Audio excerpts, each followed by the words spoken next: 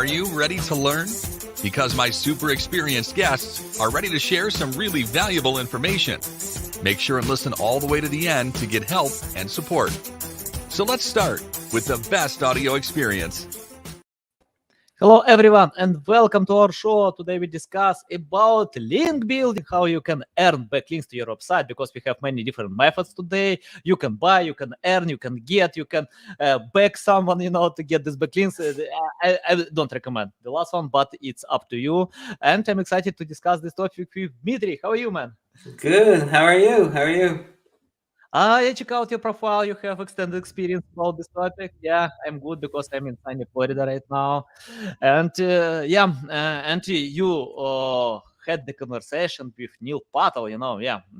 He's very nice guy. I had this speech with him. He can share a lot of valuable insights. Before we start, just tell more about your experience, background, and why you decided to pay a lot of attention with link building. Links have basically shown to rank good. So when people are talking about ranking on Google, they think about building links. I started in 2007 when things were a lot different, and I could go out and just pay people to link to me or ask them to link to me, and people would be okay with it. This was the days of reaching out cold and saying, hey, can you just link to me and I'll give you $50, or can I write on your site for $100? And that actually worked. Like, Google didn't discredit those kind of links. And then they had all sorts of PBNs and somewhat shady things that people did, where people would take over sites and put a lot of links into them. And that has matured so much since 2007. And yeah, I've been pretty obsessed with this whole link building and PR in general, because my trajectory, we've been through a number of startups, 3 acquisitions in total, and all of that because of PR. And so because links and PR have been so good to me, I just stuck with it.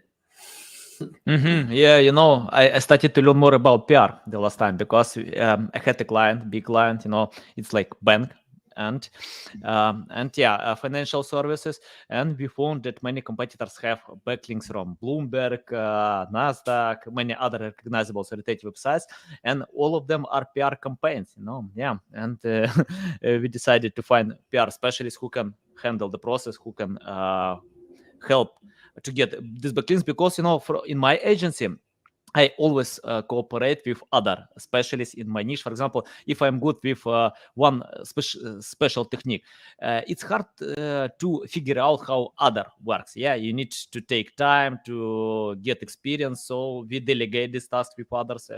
Nothing wrong with that. And you mentioned about these shady techniques. I remember when in 2012 I started. No, that was actually like 2010. I used one strategy. I bought more backlinks than my competitors had, and we outrank all of them. I just check out, okay, my competitors have 10 links. I bought 30 links, and we outrank them. That worked well. Today, I don't recommend the strategy. It doesn't work. And Google penalized our website in 2012. That was my first filtering. I didn't know what to do, what's going on. That means I need to change something to adapt to new challenges. And during the time, we started to learn more about link building. Okay, can you tell how to find the right link building strategy today? For example, if someone want to jump on this field to earn authoritative links, where to start? What to do first? Sure, yeah. It really depends on the industry and what makes sense for that industry. So, speaking about PR and SEO and link building, for example, in financial service, somebody that I know really well, they just took a company public. A company went public November 2021. The stock has gone down since then. And so what they're trying to do is do the right kind of PR so people buy more of the stock that just went public. And what happens is that through keyword analysis, and this is the first part of actually doing any kind of PR or SEO or link building, is really figuring out what topic you want to rank for, right? We did some research, and we found that the actual ticker and the word stock after it, so like virtual stock or whatever that company's name is, virtual link stock, it's not, they're ranking on the second page of Google for that ticker and the word stock next to it. So what they needed to do is just create a page for virtual ink stock, make the best piece of content out there for that topic, and then work on PR initiatives to get backlinks to that specific piece of content. And then they would outrank their competitors. Their competitors are whoever's ranking above them. They rank number 13 with their homepage, which doesn't have anything about their stock. It's mainly about the company. So their task is to create a virtual link stock page and then get backlinks to that, and also create the best piece of content. How do you do that? You look at weaknesses and problems with who's already outranking you. So you look at sites like StockWits or different types of like stock overview type of company, like blogs, and you're just looking at weaknesses and problems in that content. And so what they did is they did Seeking Alpha, for example, or StockWits, these over kind of generalized sites that are reviewing their stock. They said, we're going to do a better job reviewing our stock. We're going to give actual face to the stock. So they're going to show what they do, how they do it, where they see it going, and also some of the things that people didn't know, like their partnerships with Apple and these big brands that weren't in the articles that are ranking above them. So they create this page, and then they have the best content. So they capitalize on those weaknesses on all those competitors. And that's where you start creating links to this page. The first part is internally linking from your own site. So showing Google that, hey, you think it's the most precious, most valuable page on your site. So getting 10, 15 links internally from your own site. The second part is, of course, the external part. And that's where the topic comes in. So if the page is about the stock itself and different aspects of partnerships and where the stock will be going, then you're going to go to all those people that have the weakness. They don't have those specific examples or parts in their articles, and asking them, hey, can you add this example that I listed in here? And in return, we'll promote your article or something like that. A lot of linking that happens these days should be natural. So in other terms, it needs to get clicks. So if you're sticking a link somewhere, you're convincing somebody, and it's like you're wrestling them, you're arm wrestling them to get that link, chances are it's not going to help you, right? So you need to put that link into a piece of content that's actually going to improve that piece of content. So sometimes it's creating new content. Sometimes it's asking the publication to write a piece of content and paying them a lot of money to do it on a specific topic. And it's called sponsored content. Sometimes it's a do not follow link, but it's it's still a valuable link for you. It really depends on the specific example. In this case, what we did is we ended up going to specific blogs that were reviewing our stock and just opening their eyes up, saying, hey, you missed 60% of information around our stock when you reviewed it. You forgot these 6 partnerships. You forgot to name these milestones we hit and all these other things. So please, reference our page here that has all the data, and please, update your article. And that worked really well. We're a publicly listed company on NASDAQ. Everybody updated it, and, our page started climbing. So it's a little combination of PR and SEO is when you're thinking about link building. Can you share about technical aspect? For example, if I wanna Nasdaq or Bloomberg, I need to reach out to them to find the right person who is responsible for that, to give a strong reason, why they need to do it, to update this content. Can you provide technical aspect how to find the right person, personalize the message, and give the strong reason that it's better to update the article and link to my content? Yeah, sure. I do this a lot with our students and a lot of our customers. So I would say that when you reach out to somebody, you need to give value up front. So you cannot be asking them to do something for you. So in the introductory message, you're always trying to understand the person, understand what drives them, and give them value. So if it's a blog, and you know that they're trying to rank for a keyword, right? And you know that it's like, for example, we reached out to a number of personal finance blogs, right? These people are just, there's a team of 3 people. So you take a look and you say, well, this is a team of 3 people running a blog. I'm going to reach out and I'm going to say, all right, you guys are ranking really low for this keyword. I'm writing a new article and I'd love to include your article in my write-up and therefore help you rank. What do you say to that, right? It's a much easier response than, hey, can you please promote me because you don't know me, but I want a promotion. So you would ask them and they would respond and you might, write that article later and promote them, but that's how you would start a conversation. If it's something like a university or a government website, then it's a much different approach. So you're trying to find somebody who is an assistant in communications or marketing sections. So for example, .gov sites have a lot of broken links or outdated references. And you a lot of times getting a link from that is very powerful. So you want to reach out to an assistant, communications or marketing, and mention that, you see there's a problem with what they have on their site and it's a government publicly facing site and you just want to improve it with better resources. Who is the right person to chat with? So you're more like a helpful type of approach where you're like, all right, I need to help this government website, this university website to convey the knowledge to their readers a little better. So it really depends on the person. There's no one for all. And that's why those all those outreach.io and all these other those services that are you get a bunch of people into one list and you email all of them and say, hey, I'd love to chat with you. I'd love to guest post on your site. I'd love for you to put a link in. Everybody and their mother is doing it. And that's why it's so ineffective right now, right? Because it's not that personalized. I prefer much less links, but much more quality links.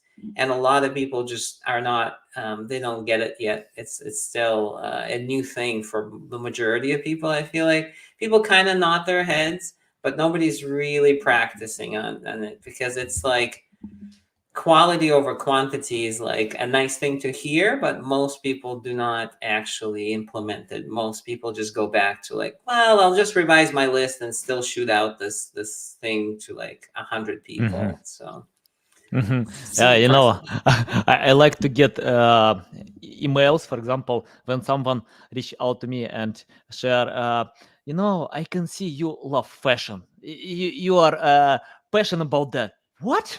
I have one t-shirt, that's it, all my fashion is there. My wife, yeah, she likes to spend time by shopping, but me, no way. It costs $4, I'm not one. So yeah, I know about spam messages. I get them every day, everywhere. It's not only in the mail, on LinkedIn, everywhere, yeah. Okay, can you tell how to find the right email?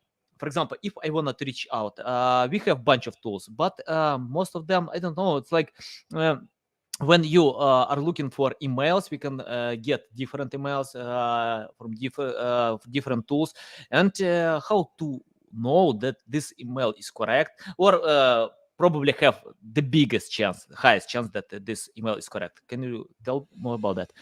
Yeah, so I use a combination of just research. So like I'm reaching out to 4 or 5 people. I run a small business tools blog called smallbiz.tools, and I'm constantly looking for links for articles in there. And so for example, a lot of the stuff, initial outreach that I do, I tend to try to use LinkedIn over generic email because email has gotten so busy and a lot of people are doing those group messages where they're trying to send it to tons of people at once. So LinkedIn, it always gets into the inbox. You can use the paid product, which allows you to do the messaging, or you can just not, and you can still actually email people by connecting with them.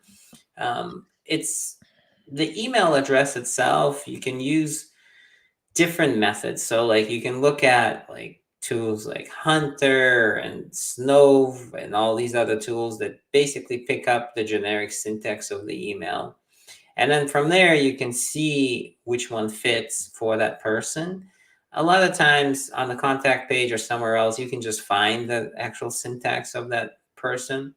But if it's a really tough one, I would usually either use LinkedIn or Twitter or like a social media to start a conversation, and not waste insane amounts of time trying to guess emails. I mean, I guessed Ashton Kutcher's email and I emailed him back in 2008 and I got a response.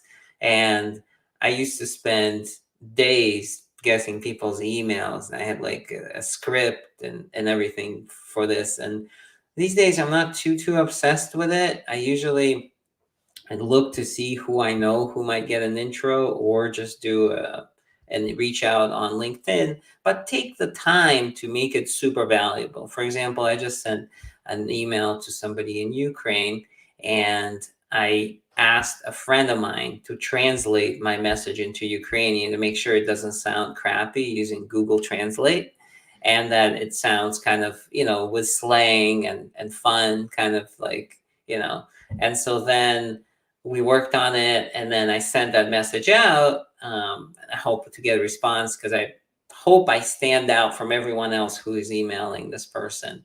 And so just getting a sense of like who this person is, if they're traveling, you see some pictures of their travels or something on their social media from a few months ago or something. You might mention that in the intro of the email. And always value up front, like, hey, I'm ready to share your content. I'm ready to promote your content. Would love to see how we can work together. Or if you have a common connection, something like that, that you always need to bring value to the table to start the conversation. So generally speaking, yeah, that's what I typically do. Okay, got it. Can you share about guest posting? What do you think about this technique? Does it work, or it's better to avoid it? No, guest posting works. I think it's worked so well so many years for me, and I think it's still one of the tactics that still works. I think in terms of for me, I write on Intuit, I write for Forbes, Entrepreneur, Wire, TechCrunch, Fast Company, like a lot of columns. And for me, what has changed since 2007 is the value of the content and the clickability of the link that you put in there. So a lot of people understand that links drive rankings. And so you need to add your links in there so that they actually serve the reader, not serve you because you think that you're going to get SEO juice. If the links are serving the reader, then you will get an SEO juice from them. So when you do guest posting, you need to think about a couple things. One is, what is the publication all about? So say like right now, I have an article on dark web scanners, right? Because we were talking before the conversation and hey, I'm really into like protecting my privacy. So I rank number 4 for the word dark web scanners, which is a pretty competitive keyword. And I want to rank number 1. So I want to get 6 more links to this, 6 quality links. So I could go and I can ping like, I don't know, like any kind of generic blog out there, like smallbiztrends.com, and say, hey, I'd like to write for you guys. I'd like to write about security, right? And I can write an article about security and I can put it up there. And in the article, I can casually, in the 3rd paragraph, link up dark web scanners and say, hey, here are some great dark web scanners. So to me, I think I'm doing a good job. In terms of Google and overall juice, it's not a really good fit because Small Business Trends is a very generic publication. They cover everything under umbrella of business trends, right? So it could be, HR, it could be operations, It could be anything under accounting and business and PR and maybe some security things in IT, but it's not the best fit. Like, it is a link from a high authority site, but it's not the great fit. So if we turn that around, we go to, like, say, McAfee blog, right? McAfee is all about antivirus and spam and fraud and those kind of issues. And I write for McAfee blog, and I write about dark web scanners, and I link that up. The link from them would be way more powerful than a link from there, right? Or Wall Street Journal or New York Times, right? Never, like, Wall Street Journal and New York Times are nice, but it's just too generic of a site to really give it the boost and the juice and the authority to pop it higher. So you can go and you do like 10 small biz trends, or you can do one McAfee, right? But it's going to take you a while. It's going to take you longer to get that McAfee post up. So that, I think about the topic overlap. I also think about where the link is and what other links are in the article, right? So these days, a lot of links enter articles. Like, sometimes editors want those in, sometimes people add them in. The more links you have, the less equity that your link actually has in the article. Where is it placed? Is it above the half of the article, or is it in the lower half of the article? Also matters a lot. So when I think about guest posting, there's a lot of things that have to go into there, and that have to just be right, because you're putting in so much effort. I mean, you're probably 3 months, 4 months just to push that thing out on a really, good domain authority. Sometimes it's 2 months, but if you're putting all that effort in there, you better be worth it, So topic overlap needs to make sense. Your link needs to be in the top half portion of the article. The article shouldn't have more than like 5 links in there or something like that. Yours should be probably one of the first ones. It needs to serve the reader. So, like, if they click on it, they understand they're going to check out other dark web scanners, and they actually should spend time on your site. The worst thing you can do is just kind of casually put it in there, and it kind of makes sense with the anchor text, but when they click on there, they're a little surprised. They're like, oh, I didn't know that this was it, because this happens all the time too. You actually want them to click it and have a good experience on your page, and that's what's going to help, right? It sounds trivial, but most people kind of forget when they think about link, because everybody's thinking quantity. And if a month went by, you only got one link, oh man, like, something is wrong. If that link is McAfee, you can probably rank on it, much easier than getting 6 or 10 from like small business trends or something like that. So I think a lot about quality when it comes to guest posting. Yeah, today it's important. I completely agree. Even more, when you write a guest post, your guest post needs to bring value, a lot of value, because even website owners can interlink to this content. You can earn some external links to your guest post and increase value. Increase the weight. I want to ask you about link building campaign without link building campaigns. When you create linkable content, can you tell how to create this content, where we need to pay more attention? And for example, it's not the purpose to get traffic, it's more about to earn links naturally. What do you think about that? Yeah, sure. So my first acquisition was an acquisition by Google. It was a company called Polar. And back then, we just had a polling app that allows you to poll your users for different questions that you have. So you might ask them, would you like better PlayStation or Xbox? Or you might ask them, would you like better coffee or tea or anything? And so the problem was that we needed the volume of users, and we couldn't figure that out. And so creating content that attracted links took a while to kind of brainstorm, right? So sometimes we would just, come up with ideas like, what about the data for customer service professionals or data for security professionals? We can have all these polls and all this data. And what ended up happening is that we would brainstorm these ideas. We'd take months and months to create a nice page with tons of data on it. And by that point, we try and pitch a lot of people, and some of it might get links, but it wouldn't be kind of like explosive. And so what we ended up doing is marrying the news cycle with data. So a lot of news happens all the time, and we need a data to back things up all the time. So when iOS was being updated to a new iOS version, we quickly put up a poll and see what people think about the new iOS. If Xbox was coming out with a new PlayStation, or PlayStation was coming out with a new version or a game or something, we'd quickly create a poll and would compare. And so this data that was live, we'd eventually try and email to the journalists and get them to include that data inside their articles, giving us a link. And that's how we were able to grow so fast and eventually get acquired by Google. It was 40 million page views. So page views like a view of your poll by the time we were acquired in 2014. So that experience sort of paved the road for me and how I think of creating content that naturally attracts links. So data that is sort of missing for journalists and bloggers. And I'll give you like an example of we had a company where Just Reach Out is the company that I started that helps you pitch journalists. It was acquired in 2020.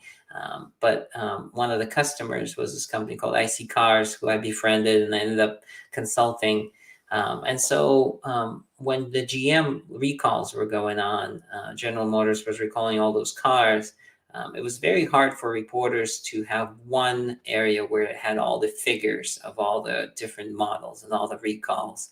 And so we just combed through all that data, created one page that was easy for people to kind of reference all the time because there was a lot of reporting going on. So it's more or less it's a little bit driven by the news cycle, I think, if you want to attract organic links without too much outreach. For right now, for example, student loan forgiveness, there's been some news about the government pausing that, right, the Biden administration. So there's a lot of news being generated, yet people don't understand, like, what does it mean for them? What happens if their loans are paused, or forgiveness is paused? When would it be unpaused? So examples and data, having like a cohesive page with everything that's going on, all the news in one place and data in one place, might be really valuable. So it's really like creating a product. The content that you're creating a product. So you need to find the need, and you need to kind of verify that need by talking to people who are consuming the news or as a subject matter expert in that area, and say, all right, there's a real hole or a real relevance gap. That's what I typically call it on Google, where you need to figure out why your content is going to naturally attract links. People are going to be able to link to it easily. Mhm.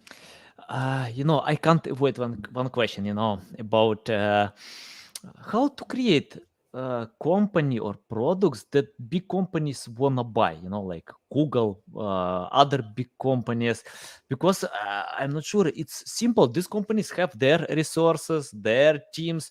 That means you need to provide a strong reason, very strong reason, to why your company is valuable for them, and they can create such companies. Because right now we are working on our tool with our team, and we are going to create content with artificial intelligence. For example, when you put a website to our tool, and it's scanning and can most tools provide recommendations what to fix, but we are going to create tool that will write text, according to these recommendations. I don't know how long does it take, but our goal is not to sell to Google, but our goal to create some valuable tool. But I'm interested how to create such companies that Sure. Google wanna buy.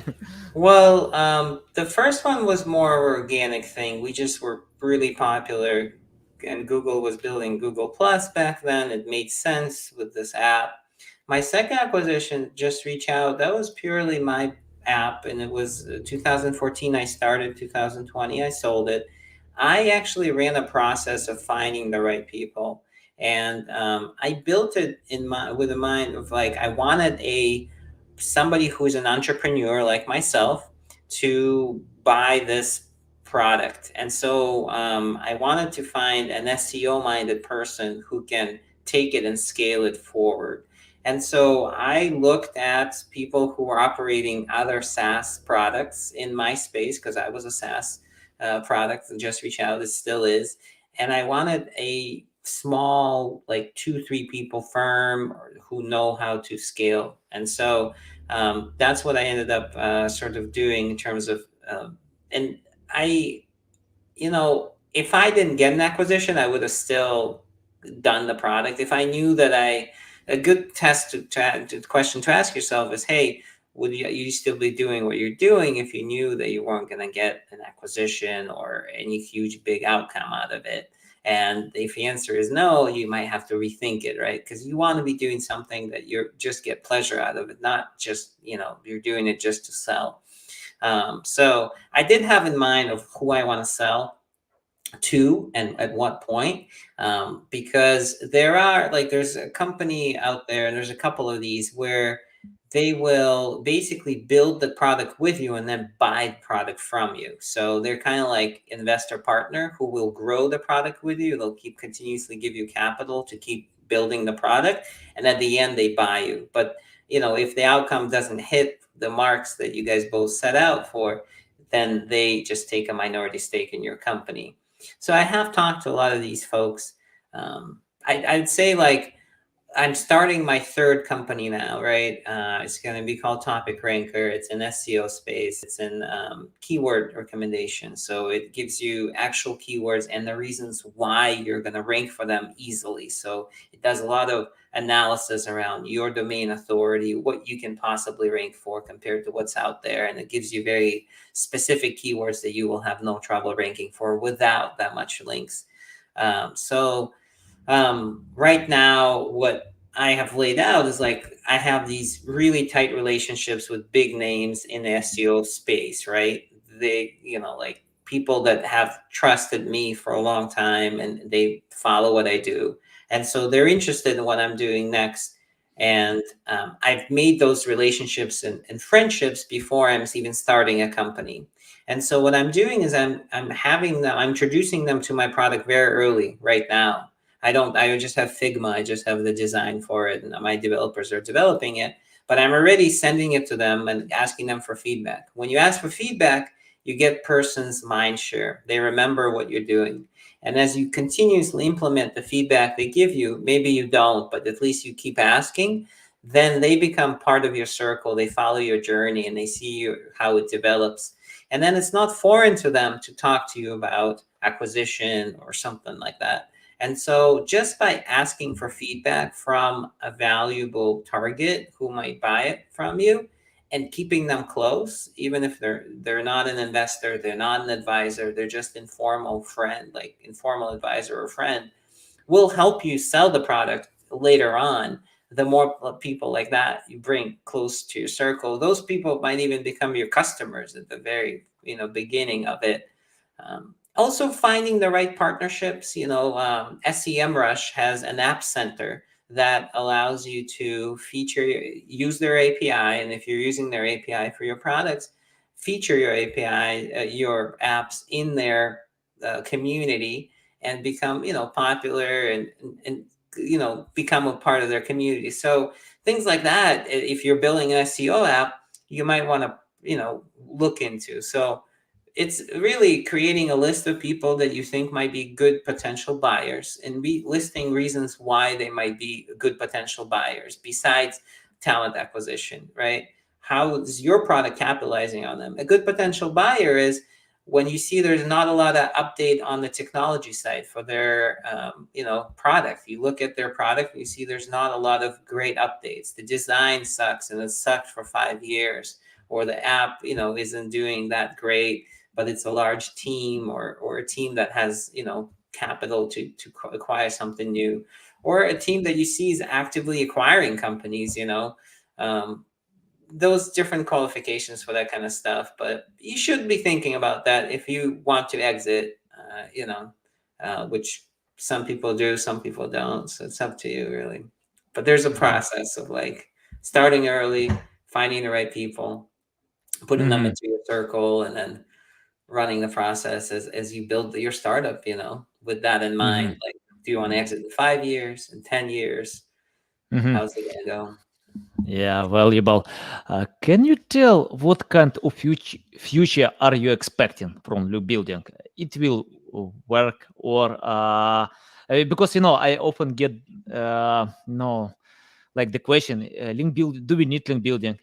It's still working or not? Your expectations. I know it works today. It's important today. But what about future? What do you think about that? Well, I think link building has changed so much since we started. We were talking about 2007. These days, 2022, it it needs.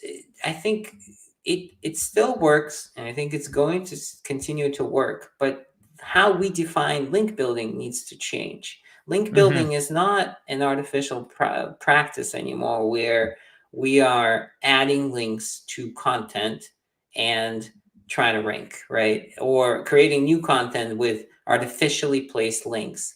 It really becomes, these days, it's organic content that is where the links, if you're getting links, those links are getting clicks, and that's the best way to really check the type of work you're doing. If your links are getting clicks that you're placing, and by placing or building, I mean, like, if somebody is adding links on another domain to yours, and those get clicks, and after those clicks people are spending the time on your site, then you're still doing something valuable, and it's going to drive juice. Everything else, I think, now has become kind of old school practice that people should just forget about. Mm-hmm. So, sure, I think it still works. It's going to continue to work, but I think it's going to become harder for people to include links that actually work. People will still continue including links, but the type of a link and the quality behind it is going to take much more time to get to.